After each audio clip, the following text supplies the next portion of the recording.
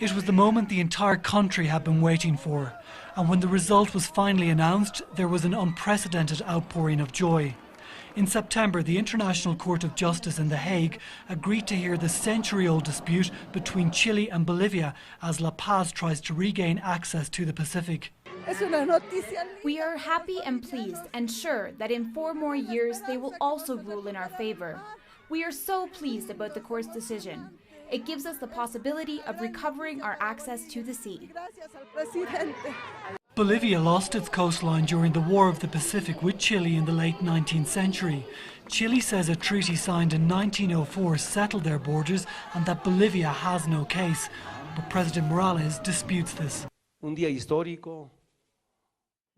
This is an historic day, an unforgettable day for Bolivians. It's a big step forward in the lawsuit for our claim to access to the Pacific Ocean.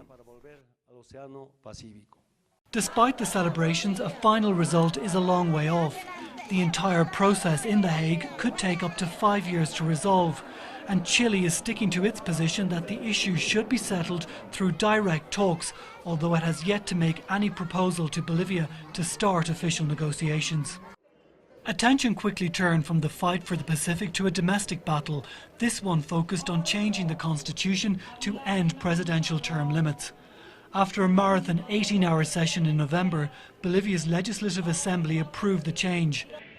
The most important thing is to continue and consolidate this process of change so that this country doesn't remain totally stuck in a backwards capitalist system.